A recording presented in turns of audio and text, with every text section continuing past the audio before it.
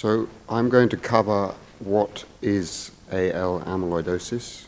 I'm going to try and cover how it can affect the body, and then cover the typical initial treatments that are given for AL amyloidosis. And you'll see quite a lot of information. There's an introduction in your delegate packs, and please visit the patient information stand for any more information, and obviously talk to various people from the Amyloidosis Centre or from Myeloma UK that are here today.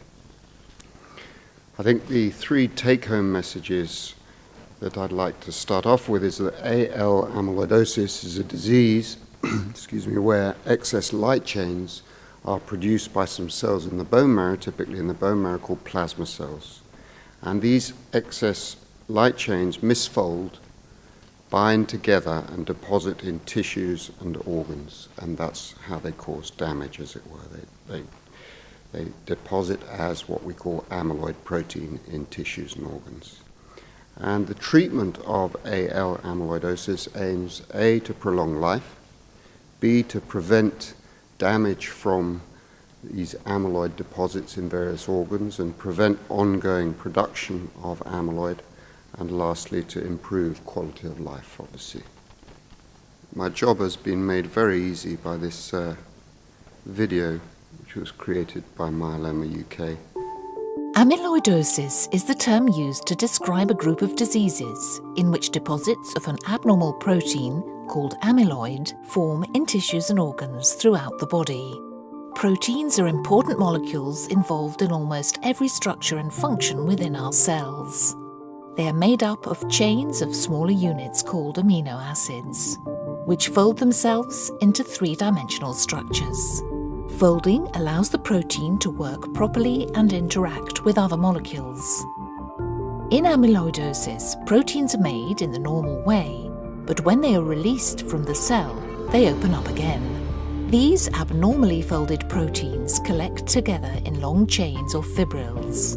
The deposits they form are called amyloid. Amyloid fibrils are difficult to break down, and as they accumulate, they start to cause damage. Eventually, the build-up of amyloid fibrils stops the affected tissue from working properly. AL amyloidosis is caused by a bone marrow disorder. The bone marrow produces blood cells, including plasma cells, a type of white blood cell that forms part of the immune system. Plasma cells make antibodies to help fight infection. Each antibody is made up of 4 protein chains, 2 heavy chains and 2 light chains, which attach to each other to form the complete antibody. In AL amyloidosis, the abnormal protein that builds up and causes problems is the antibody light chain, hence the name, AL amyloidosis. Instead of attaching to heavy chains, the abnormal light chains open up and bind to other abnormal light chains to form amyloid fibrils. These gradually build up over time. Amyloid light chain fibrils can occur almost anywhere in the body, but the organs most commonly affected include the kidneys, the heart, liver, spleen, nerves, and the digestive system. Treatment for AL amyloidosis involves chemotherapy, steroids, high-dose therapy, and stem cell transplant, and other drugs. Treatment is aimed at reducing the plasma cells to stop further amyloid light chains being made that would otherwise build up in tissues and organs. It also gives the body a chance to break down existing deposits naturally. However, on its own, this process can take many months or years. New treatments which break down the amyloid deposits more quickly are currently being tested in AL amyloidosis. The hope is that they can reduce symptoms and restore function quickly, and in doing so, improve quality of life for patients. So, I think one thing that's important to mention is that we refer to AL amyloidosis as a very heterogeneous disease. What that means is that every patient with the condition is very different, and it depends very much on which organ is affected and which organ is dysfunctioning as to how a patient presents, how they behave, what their prognosis is, and the symptoms that a patient experiences depends very much on which organ is affected by amyloid and how well those organs that are affected by amyloid are functioning when they present and how well they continue to function. Amyloid deposits, or AL amyloid deposits, can affect pretty much any organ in the body apart from the brain, and most commonly they'll affect the kidneys, causing swelling, and the heart, causing breathlessness, but they can affect the soft tissues, they can affect the nervous system, both the autonomic nervous system and the peripheral nervous system. I'll come back to what the autonomic nervous system does in a moment.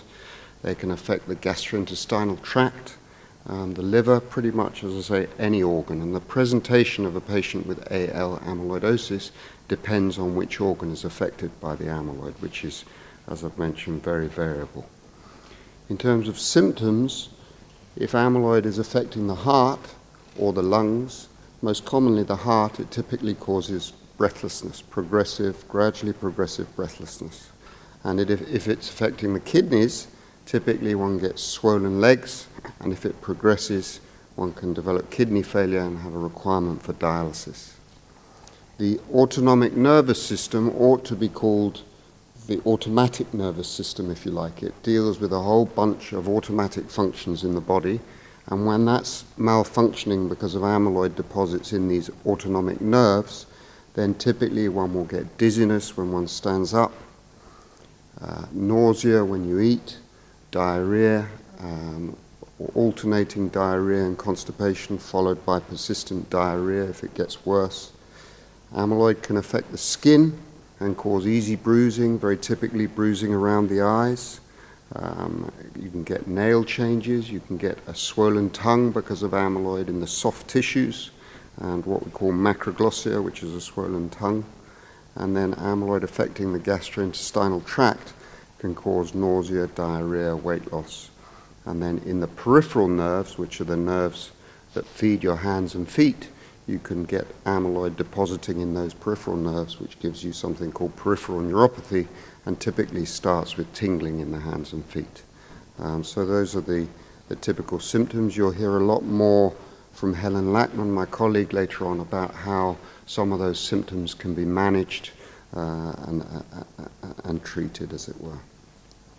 So as I've said, the aims of treatment are to improve quality of life, obviously, to prolong life, and to prevent ongoing amyloid deposition and further tissue and organ damage. And in the case of treatment for AL amyloidosis, as you will be very familiar with, it usually involves pretty aggressive chemotherapy, and it's always a balance between trying to suppress the disease, control symptoms, and bring about clinical improvement or clinical stability versus the risk of the side effects from treatment, which, again, many of you will be very familiar with. And that balance is different in every patient, because patients are so different when they present, depending on which organs are involved. The balance between toxicity and how aggressive we can be with treatment and to try and control the disease is different in every patient and has to be individualized for patients. In terms of treatment decisions, obviously there needs to be an agreement between you, the patient, and the doctor when to start treatment, and really the specific treatment that many of you will have been started on really depends on the results of the tests, your symptoms, the test results, and the likely complications, and as I've said, a number of individual factors related to your individual disease. In terms of the types of treatment, and as I said, I'm only going to give you an overview. You'll hear a lot more from Ashu Wachalika, my colleague, about the details of chemotherapy for this condition, but essentially the classes of drugs that are typically used are chemotherapy agents, steroids, what we call immunomodulatory drugs, which are relatively new drugs. One of them is quite old, thalidomide, which many of you will may have received and you'll probably all be familiar with, and a more modern equivalent known as lenalidomide, are the typical immunomodulatory drugs, as it were. Many of you may have started proteasome inhibitors. The most common proteasome inhibitor that's used in the UK is Velcade, or bortezomib, which I suspect that some of you will have received. And that's a very common drug to be given as a first-line agent in AL amyloidosis. And then there's high-dose therapy and stem cell transplantation, which I'll talk a bit more about later. And those are the chemotherapy agents, and along with that, one also has to give, obviously, supportive treatment, which can take the form of antibiotics, tablets, or injections to prevent sickness, pain relief, and various other supportive agents, again, which you'll hear more about from Helen Lackman later on. This is, again, a huge generalization, but just broadly speaking, in terms of initial treatment, if patients are young, at the younger end of the spectrum of this condition and generally fit, and they don't have certain specific amyloid-related organ involvement, then one option, and possibly the best option initially, is what we call high-dose treatment and a stem cell transplant. And I'll come back to that later on. It's only around 15, perhaps 20% of patients maximum that are eligible for that treatment as first-line treatment, essentially because it's only about 15 to 20% that are fit enough for that treatment as first-line treatment. And most patients will have sort of standard combination chemotherapy regimens, which I'll come back to again in a moment. And then the other thing just to mention, which again you'll hear more about from ASHU, is that there are a number of clinical trials that are ongoing in the UK and worldwide in terms of specific treatments. These are some common initial treatment combinations, and about 90% of patients in the UK, when they first present with AL amyloidosis, are treated with the top combination there, the top line, CVD, which is a combination chemotherapy of cyclophosphamide, Velcade, and dexamethasone. And as I say, that constitutes about 90% of patients nowadays who are diagnosed with AL amyloidosis. But there are a whole bunch of other regimens. You'll see these, these abbreviations referred to in various letters from your doctors and letters from our center. CVD stands for that, cyclophosphamide, Velcade, and dexamethasone. And you'll see all these combination chemotherapy regimens which are used across the country. So, and which combination a particular patient receives, again, depends on mainly disease-related factors. For example, Velcade, the V in the CVD, can upset the nerves, can make nerve disease worse. So if a patient has very aggressive or very nasty nerve disease when they present, peripheral nerve disease with pins and needles in the legs, or severe autonomic neuropathy, in other words, dizziness when they stand up, bowel disturbance, as I mentioned earlier, then one might try to avoid Velcade because it can give side effects that make some of those symptoms worse, and one may opt for the third option there, for example, Meldex, melphalan and dexamethasone, which typically doesn't have nerve toxicity. So the type of chemotherapy that one gives depends a little bit, or certainly depends on the major organs and the dominant organs involved by amyloid. Can we just have another show of hands, please? Who knows that they'll be having high-dose therapy and a stem cell transplant in the near future? Is anyone? Nobody. Okay. And has anyone in the room had a high-dose stem cell transplant? One. Okay. So this is the process of that procedure. So just to give you an idea of what it's about, if you like, essentially one, what we call, mobilizes stem cells. So we try and we give you an injection to stimulate the bone marrow to produce lots of stem cells, and then essentially we collect those stem cells and then store them and freeze them. And then you're admitted to hospital and you receive typically 1 or sometimes a split dose over 2 days of very high dose chemotherapy, which effectively wipes out your bone marrow. And then once that's taken effect, if you like, you're given back the stem cells that were collected, if you like, to grow into a new bone marrow.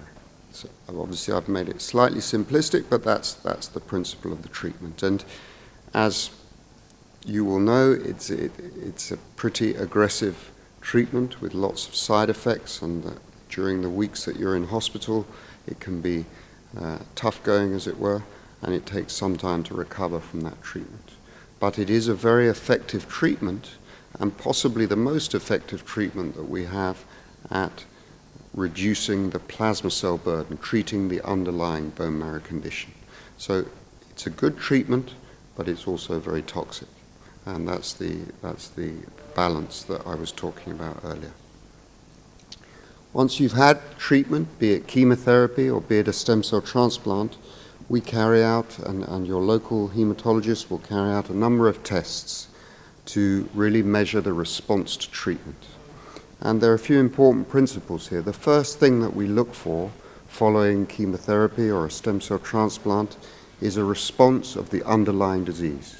In other words, we want to see those light chains that are the proteins that you heard about on the video that make the amyloid.